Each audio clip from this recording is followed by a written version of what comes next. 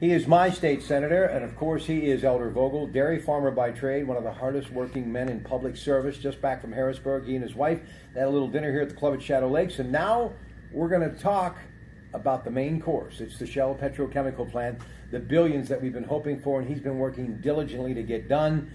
It is a done deal, and we're going to go over everything that is the Shell petrochemical plant. We've been talking about it over the last couple of days via videotape here and on YouTube and on News Radio 1020 KDK. Multi-billions of dollars, an ethane cracker plant, a petrochemical complex, former Horsehead Zinc smelter in Potter and Center Township. They're going to convert ethylene into polyethylene pellets, a natural gas-fired power plant, also a loading dock, and a water waste plant. Ladies and gentlemen, main construction is going to start in 18 months. 6,700 labor jobs, meaning union jobs, and when it's all said and done, permanent 600. Let's go back to our former Governor Tom Corbett.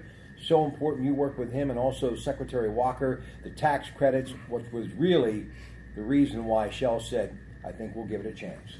Oh, definitely, Rob. I mean, the tax credits were huge. I mean, a lot of people aren't in favor of tax credits, but at the end of the day, when we were competing with Ohio and West Virginia, the tax credit package we put together for Shell to entice them to even look at our site here in Pennsylvania was what I believe tipped the deck in our favor and actually got us to where we are today, where they're actually committed yesterday to build the plant here. And so I believe that was a huge part of the puzzle to get them to come.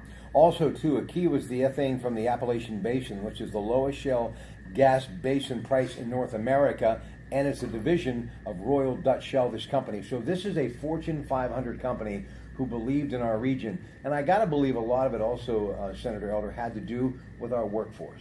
Oh, most definitely. We have a good workforce here. And when Shell first came to Pennsylvania here, we actually had to come to meetings here at Shadow Lakes with them. We had to convince them that we had the labor force and the workforce that was willing and able to be able to do the job.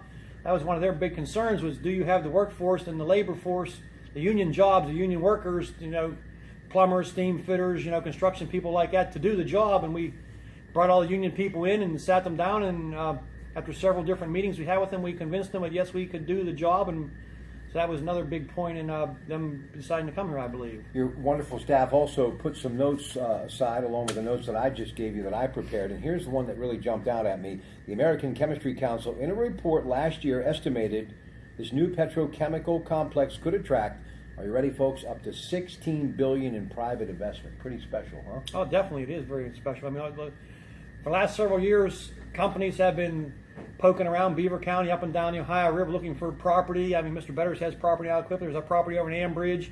There's property up toward Newcastle, up 376, that they've been looking at to snooping around trying to find property in case this day ever did happen, because there are so many other companies that are going to work in the plastics industry, but also companies that build pumps, rebuild electric motors, supply motors and things like that. Because there's going to be a huge amount of pumps and motors and things like that needed for this plant. So there's all these kind of small companies like that have been looking for property and trying to find a place to land here in the Beaver Valley, and now this is happening. Why, that's a very real number, and it could, the trickle-down effect is going to be huge. Now you look at maybe 10,000 ancillary jobs in the way of plastics, chemical, and paint companies. All of this stuff could be happening because of this investment. Now, when you look at the $500 million that they've already invested, or thereabouts, okay, and the $2 billion they're going to invest, we'll get to that in a moment. But if you look at that parcel of land, Potter Township, adjacent to the Ohio River, and up against Monaca and Center Township, that investment alone, what they did, they took such a burden off of us, because it would have cost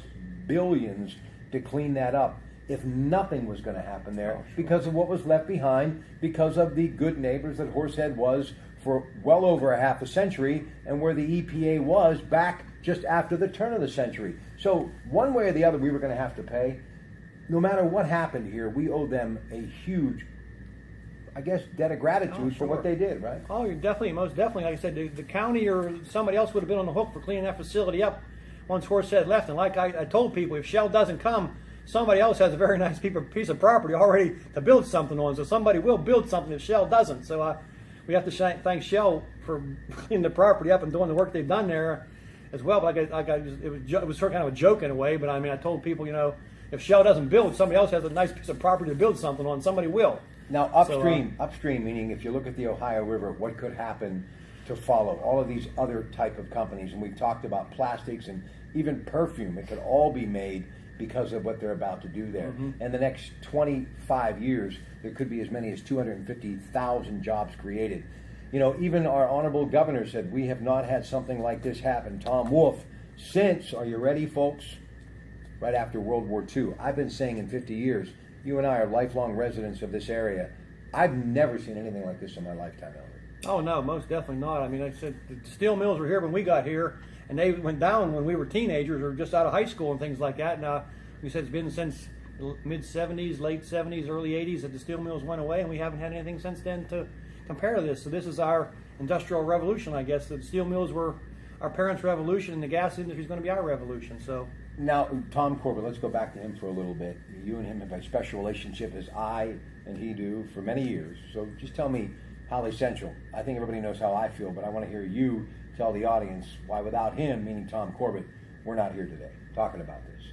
Oh, most definitely. I mean, Governor Corbett had the vision. Once Shell approached Pennsylvania, him and Secretary Walker worked very closely hand in hand with myself and the other legislators from Western Pennsylvania to get this together. I mean, he was very proactive about this. He saw the vision of the gas industry and how the gas industry was coming, and listening to the gas people saying there's more gas under Pennsylvania than there is oil under Saudi Arabia, you know, and that piqued everybody's interest, you know. And then now Shell wants to build a plant here in Pennsylvania because this is where the gas is. So it was his foresight and his really, you know, believing and buying into the deal that Shell had the gas, and the gas was here, and they had a way to get the gas out of the ground now after many years of figuring out how to try and do it. The fracking process and the way they do it now to get the gas released out of the rock was here. And for them to come, and he realized we were going to be in a bidding war with Ohio and West Virginia, and working with Secretary Walker and the governor, as well as, you know, putting the tax credit package together, was us finally able to land Shell to come here to decide this is where they wanted to build their plant. So it was a huge deal, and he owes, you know, he's owed a lot of gratitude for that. All right, State Senator Elder Vogel, just a couple more moments here at the club at Shadow Lakes. Talk about the tax credits assigned or purchased, how it would offset up to 50% of its PA tax liability. Explain that to the audience. Well, Rob, what they're going to spend gets offset to a certain amount for a certain period of time, just because they're coming here, and the amount of billions of dollars they're spending, the $500 million or so they've already spent cleaning the property up, and a couple billion they're going to spend building the plant. It's just like when we gave tax credits for the film industry or anything else. You know, you have to give them tax credits, incentives to come to do something like this, because otherwise they're going to go to whoever's going to give them the best deal. If Ohio would have given a better deal, they would have went to Ohio or West Virginia or wherever. This is my opinion. I know a little bit about business. Listen, they could stroke a check for just about anything because they've been around a long time and they're very good at what they do. But I think it's just a way of seeing if you're going to be a good neighbor, because once you show them that you're willing to give an inch, sure, they're going to give you a mile. And that's the way business is done, and I'm all for that. Yeah. Like I said, they were willing to do this, and the tax credit thing was a huge part of the deal because Ohio was obviously bidding for the project, West Virginia was bidding for it, and they might have just went back to the Gulf and built a plant in Louisiana. I mean, they could have done that just as easily too. I mean, but coming here, the tax credit package was a huge part of the incentive to say, okay, well, maybe these guys are really serious, and we maybe got a serious look about doing something here. You know, this would be like if U.S. Steel was starting over again in this region. I mean, the name U.S. Steel, the name Shell, these are big-time players. To have them as a part of our community and a headquarters like this here, there are people worldwide who would do anything to be able to say a company like Shell is in their town or city or country for that matter. Most definitely. I mean, it was very nerve-wracking for a while because in the last several months, Shell backed out of a couple big projects. They dropped the big project in Alaska, and they also dropped the big project in the Middle East because the gas prices and things were worldwide were dropping and things like that. So it made us kind of nervous there for a while. They laid off a lot of employees and stuff worldwide. They dropped those two big projects, and we're just wondering, you know, is the shoe going to drop on us, you know? But obviously they believed in us, and we realized we have the gas here, and they pulled the trigger and said yes. This is why they're a Fortune 500 company, and this is why they have some of the best business minds in the world, and we'll close on this note. You know, I was exchanging voicemails with Dick Shaw for many years, Michael Baker, a true legend, my friend. I love him and his wife and his family. Talked about years ago, many times he would tell me these stories when Michael Baker and he were in Saudi Arabia, basically mapping out the pipeline, okay, and where they were then. And he told me many years ago when I visited him at his office in his house, he said, this reminds him a lot of that. And the piping now is not for oil as we know it, meaning crude oil. It is for natural gas. And he believes that the life of natural gas will be as big, if not bigger, than crude oil.